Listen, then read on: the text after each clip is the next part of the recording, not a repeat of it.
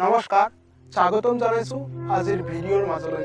বন্ধুসকল, আজি এটা নতুন কাহিনী ক'বলৈ গৈ আছো, যিটো কাহিনী আপোনাৰ মন আৱেগিক কৰি পেলাব। অসমৰ যোৰহাট জিলাৰ এক সত্য ঘটনা।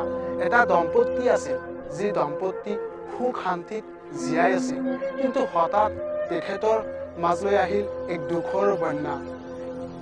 দুখৰ কথাটো হ'ল যে তেওঁৰ পত্নীৰ কেঞ্চাৰ বেমাৰ হৈছিল আৰু ডক্টৰে কৈছিল যে তেওঁৰ পত্নী আৰু বেছি দিন জীয়াই নাথাকে।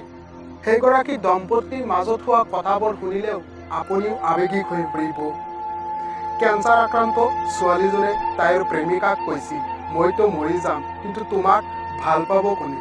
কোনে তোমাক কেয়াৰ কৰিব? কোনে তোমাক শাসন কৰিব? কাজিয়া কৰিবা তুমি কাৰ সৈতে? তোমাৰতো আছে ৰাতি সাৰ থকাৰ স্বভাৱ, নোখোৱাকৈ থকাৰ বদ অভ্যাস। কোনে তোমাক বাৰে বাৰে কৈ খুৱাব? প্লিজ তুমি বিয়া কৰোৱা নতুনকৈ, মোৰ মৃত্যুৰ আগে। তোমাক অন্তত চাব খোজো, তুমি ভালে থাকা, মই নাথাকিলেও।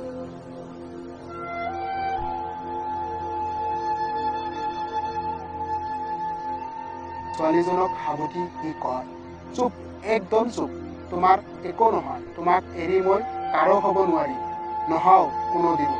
মই তোমাক ভাল পাওঁ, তোমাৰ একো নহয়, ভগৱানে একো নকৰে।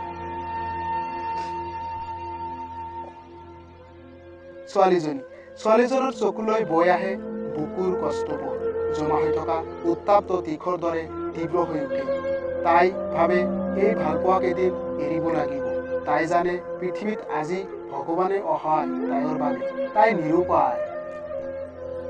তাৰপিছত ল'ৰাজনৰ মূৰত হাত বুলাই কয়, জানা, মোৰ অন্ধকাৰক খুব ভয় লাগে, অথচ কোৱা কেইদিনমান পিছত মই চিৰস্থায়ী অন্ধকাৰত থাকিব লাগিব। কোনে কি কৰি থাকিম মই বুজিয়ে পোৱা নাই। খুব ইচ্ছা হৈছে তোমাৰ বুকুত মূৰটো এনেদৰে আজীৱন ৰাখিবলৈ। ল'ৰাটোৰ চকু মুখে পানী ভৰি পৰে, দুয়োজনকে সাবতি কান্দে নীৰৱে। এই ঘটনাৰ কিছুদিন পিছত এদিন ছোৱালীজনৰ মৃত্যু হয়। ছোৱালীজন এই পৃথিৱীৰ পৰা গুচি গ'ল। ল'ৰাটোৱে প্ৰতিটো ৰাতি ছোৱালীজনৰ কবৰৰ কাষত বহি থাকে, এডাল এডালকৈ প্ৰতি নিশা মমবাতি জ্বলাই ছোৱালীজনৰ কবৰৰ কাষত থিয় হৈ থাকে। কাৰণ তেওঁৰ ভালপোৱা সেই ছোৱালীজনী কৈছিল তেওঁ অন্ধকাৰত থাকিব নোৱাৰে, অন্ধকাৰক বহুত ভয় পায়। এনেদৰে কেইবছৰ যোৱাৰ পিছত সেই ল'ৰাজনৰ স্বাস্থ্য বৰ বেয়া হ'ল আৰু ল'ৰাজনৰ লাহে লাহে বেমাৰ হ'বলৈ ধৰিলে।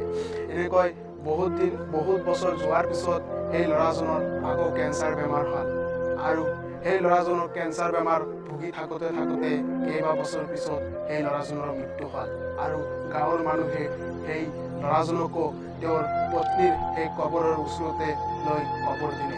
গতিকে আজিৰ ঘটনাটো ইমান